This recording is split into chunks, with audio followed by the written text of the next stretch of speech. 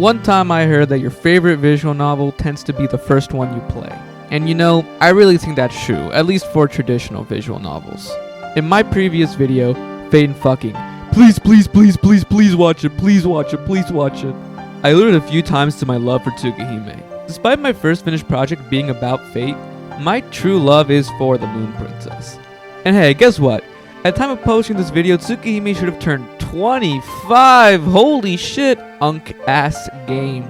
So in honor of my favorite game, or visual novel I guess, since it can barely be called a game, I sort of just like to talk about it for a bit. No grand analysis or me trying to convince anyone of anything. Just showing a little love. Plus maybe Red Garden will be announced today. You know, it's possible. It's possible.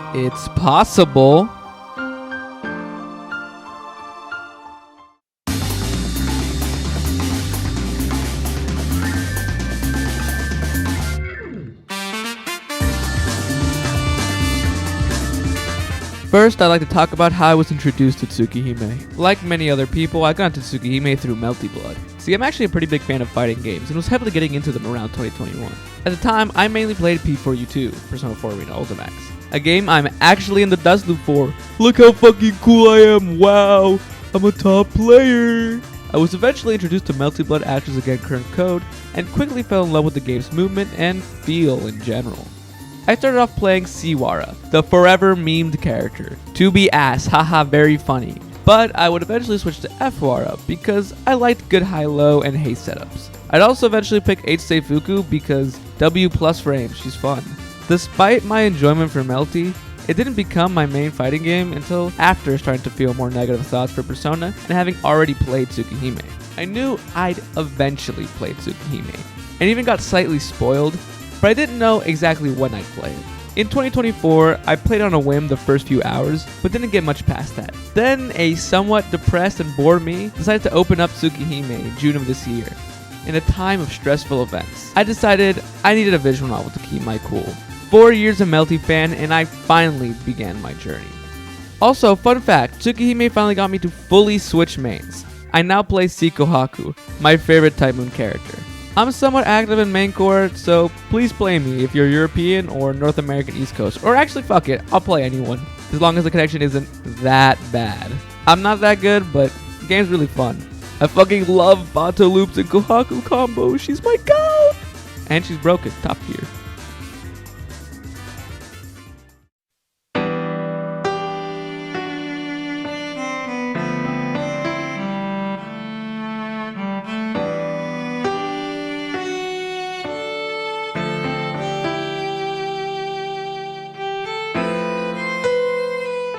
One thing I really do love about Tsukihime is how it entrances me into its world, and it does that so well through its presentation. For example, the backgrounds do a wonder for the aesthetic.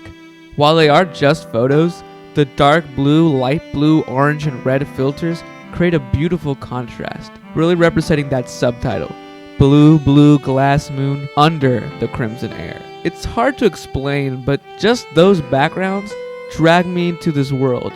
Both dreary and beautiful, violent and peaceful, crimson and blue. Ooh, that sounded good, didn't it? Yeah, hell yeah. But being for real, the contrast between these colors are a theme that persists throughout the game. And even ignoring its symbolic importance, it just makes the game nice to look at. Tsukihime's backgrounds are soothing and somehow even nostalgic in a way. Especially those dark afternoon reds. Those hit me in the feels, man. As much as I love the backgrounds, what really takes it to the next level is the OST. Whether it be the entrancing main theme or soothing track 02, the music is amazing. It fits so perfectly that some tracks make me cry. The aforementioned track 02 will always remind me of Kohaku's true ending, and I'll shed tears every fucking time. It hits me in the feels in a way that almost no other video game OST ever has. And honestly, out of all the songs in video games that have made me feel like this, none hit like track 02. I also can't listen to track 09 without thinking the lines. Yes, I didn't realize it. Tonight, the moon is so beautiful. The soundtrack is used so well. On their own, I would certainly like these songs, but the game weaves them into the story in a way that can make songs hit like a truck. This may seem like something simple, but using your OST correctly isn't as easy as you might think. Plus, there's only like 10 songs and I still love the OST. that's how you know they used it perfectly. And we've had all this talk of presentation aesthetic, but I've yet to mention the sprites. Truthfully, I have a massive soft spot for these sprites. I guess they're not technically as high quality as the new remake ones or even the FSN ones, but god do I love this style. Their expressions, the poses, and the designs, it's all so simple but perfect. I love CL's yellow uniform, Hisui and Kohaku's distinct maid uniforms with one being a traditional western look, and the other being a kimono. I also love the other Kohaku fit, which appears very rarely. I love Akia's two fits, which is the school uniform and I guess that's her casual clothes, I think. Arkwood's simple skirt and long-sleeved white shirt is great too, even though it's pretty simple. And yes, I love Aoko's white t-shirt and jeans fit too. It goes hard. In the case of Hisui and Kohaku, the game even plays with them being twins and having very similar looks outside of their outfits in Hisui route, which makes for a great twist. I was editing the video and I realized I hadn't talked about Powered CL, the fucking coolest Tsukihime character ever. She's really fucking drip. I like the skirt, the tattoos look great. I can't believe the remake ruined her design by getting rid of the tattoos. I don't know why they did that, but it pisses me off. Fuck you, Nasu.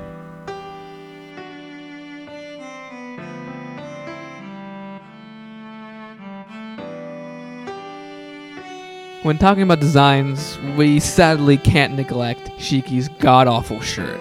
Now here's the thing, Shiki actually looks pretty cool in his deep blue school uniform. With that school uniform on, he outdrips Shiro, which is honestly not that hard because Shiro is also sauceless. Sorry, Fate fans. Neither of these two are even touching Ryogi's aura. But tragedy truly strikes when Shiki takes off that uniform, and we have to see that hideous blue shirt with the orange lines, or I guess it's an orange outline?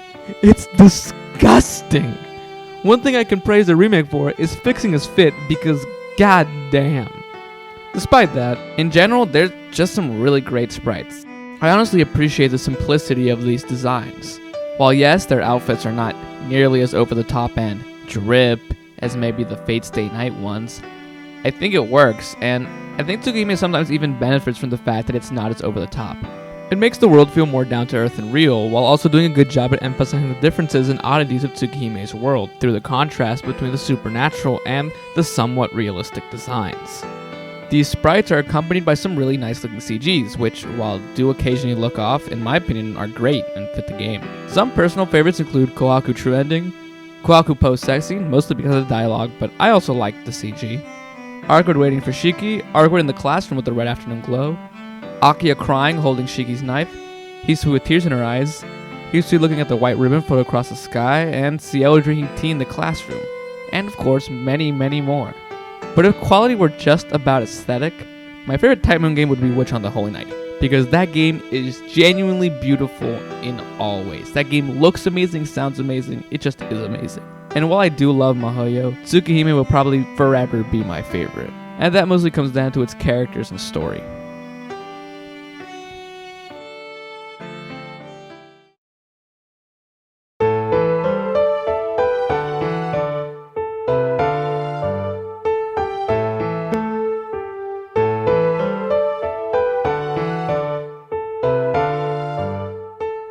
Tsukihime follows the story of local problematic protagonist Tono Shiki. At age 9, he gets into an accident and acquires the Mystic Eyes of Death Perception, because I guess Ryogi lent it to him. The Mystic Eyes of Death Perception are an ability that allow you to see the seams in this world, the lines of death that if cut, irreversibly kill that thing, whether it be an object or person. They're really bullshit, but they're pretty cool and kinda edgy. I like the Mystic Eyes of Death Perception. I think it's funny that Nasu uses them twice, but I like them.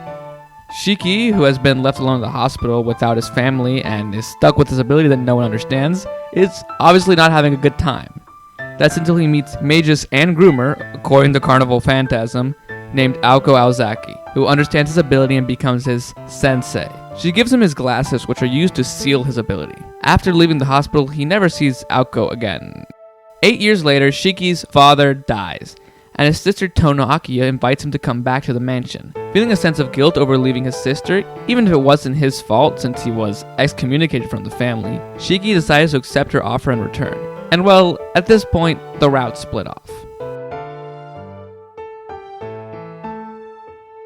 In the nearside route, Shiki, after suffering an anemic attack at school, eventually sees a white woman and proceeds to inexplicably murder her.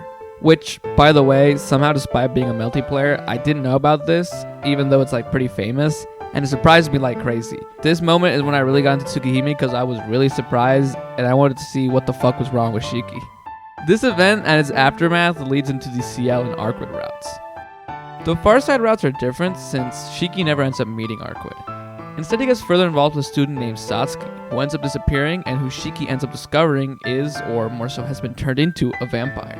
Interacting with Satsuki, funnily enough, does not lead to a Satsuki route. Instead, it leads to the Akiya, Hisui, and Kohaku, peak fiction, routes. The different decisions you make throughout the routes will lead to the different character stories. However, you must do the near side routes first, and you must do Kohaku's route after Hisui's. I strongly recommend the intended order of the game: Arcwood, CL, Akiya, Hisui, Kohaku. While I think interchanging Arcwood and CL isn't a huge deal, the far side routes really must be done in order. I made the mistake of leaving Akiya for last, and I don't think it works nearly as well as the intended order. Basically, Tsukihime is about a fucked up teenager who can see death and gets involved with a bunch of supernatural shit, especially vampires. Lots of vampires. If that sounds interesting, hop on Tsukihime, and if you're still not convinced, keep watching the video, maybe I'll convince you further on.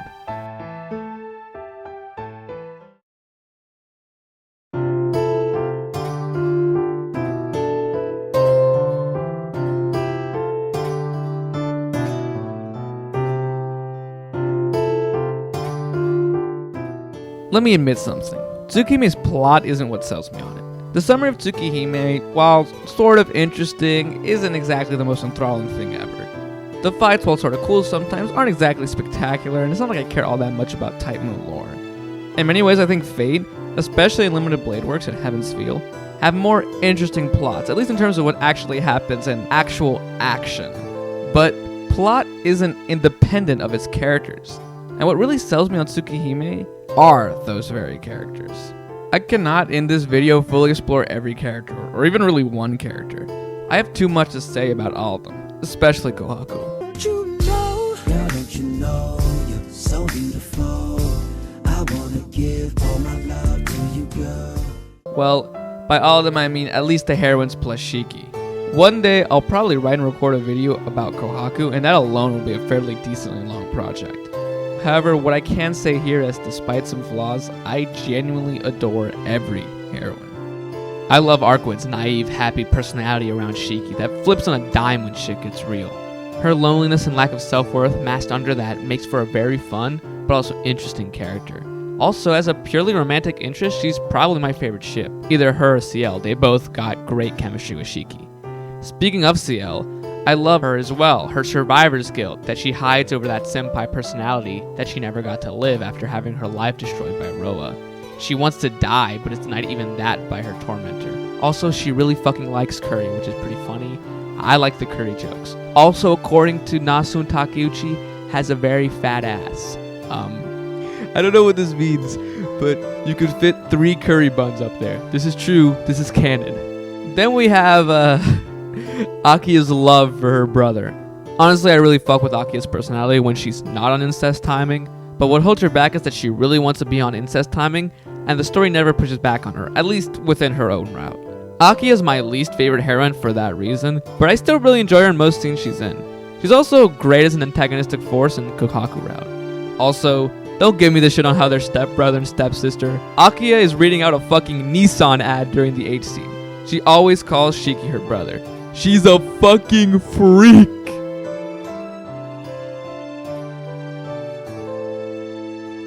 And then we got Hisui, who stands out for being the only Tsukihime character to not be on fuckshit demon timing, and is also a great character in her own right. Her feelings of guilt over Kohaku's treatment, and her really cute interaction with Shiki, and just generally great scenes of development as she learns to overcome her survivor's guilt, make her stand out as my second favorite Tsukihime character, and third overall Type Moon character. It's also worth noting her route has probably the saddest 2 endings, especially True Ending. God damn. But her route is also generally considered the best, I think. Personally, it's my second favorite, but it's great as well. However, if Hisui is my second favorite Tsukihime character, Kohaku is my favorite, and also favorite Type Moon character. And hell, she's probably my favorite anime, manga, visual novels, JRPG character in general. Kohaku, and honestly the whole cast to be fair, deserves a video of her own. There's so many details that you notice throughout the game that hint at the Kohaku twist, and God, it's so fucking good, man. Her revenge plot, her nihilistic attempt to become a doll to escape her trauma, the straight demon timing she's on, because Kohaku does some really fucked up stuff, man. Like, that's my favorite character, that's my girl, but I don't know if I can defend that. Oh, I can't defend that. She's always in the right, but whatever. And what I think is beautiful is how romance overcomes that. But it's not instant. Kohaku's healing is a slow process and finally comes to its climax at the H scene late into the story. Even in the post-H scene, Kohaku struggles with finding an identity, not knowing who the real Kohaku is after playing a character to hide her pain from the years-long abuse she suffered. Her abuse has consequences and her pain feels real. All this makes for my favorite round of the game, and in my opinion, the best thing Nasu ever wrote. It's by no means controversial to come out of Tsukihime Original with Kohaku as your favorite character, but goddamn, she really is the GOAT. And you know what? Mr. Shiki Epstein, Jeffrey Tono, despite all the jokes people make about him, including me, is a great character in his own right. I think his close relation to death and how it informs his life is really interesting. And actually, I know this is not about Kagetsu Tohya, but I have my issue with Kagetsu Tohya. But I actually think the whole Arihiko story that adds to this is really great. I also think his struggles with self-hatred throughout the game, and especially Hisui route, while he's stuck in his room, is something I can, to a much lesser extent, relate to. I'm obviously not Mr. Rape Your Girl Tono Shiki out here, but self-hatred is something a lot of people, including myself, have suffered from. Like, I'm not resisting the temptation to go on full demon timing and be the worst person ever, but, you know, I've hated myself before too. Seeing Shiki go through a more intense, maybe exaggerated, but similar struggle was therapeutic, and it really hit home. These characters, their struggles and stories, is what I fell in love with. It's why I love Tsukihime. And by the way, yes, since I did make a whole video defending the H scenes in Fate, I do defend the H scenes in this game too. I'm actually really interested in how Red Garden Kohaku route is going to come out without H scenes. Kohaku's H scene is actually genuinely important to her development and healing in a way that's only really comparable to Heaven's Feel. Removing the others is certainly doable, even if I'm not really for it, but I hope that Red Garden doesn't turn Kohaku route into some tame, emotionless version of the original. Like how the remastered version of Heaven's Feel kills the emotional impact of the H scene by replacing it with Sakura sucking blood like a goddamn vampire. I still hate that so much. Kill Nasu! To quickly wrap up this section, Tsukihime's characters are great.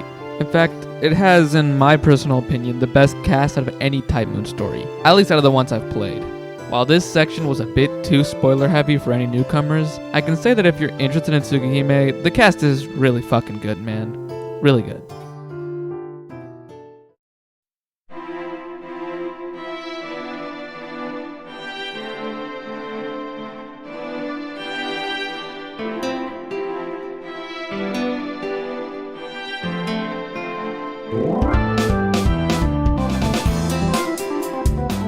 There's genuinely so much more I could talk about with Tsukihime. More characters to analyze. I didn't even really talk that much about any of the villains or Satuki. Actual route analysis, H-scene analysis, discussion of even some of its flaws, since Tsukihime is by no means a perfect game or story.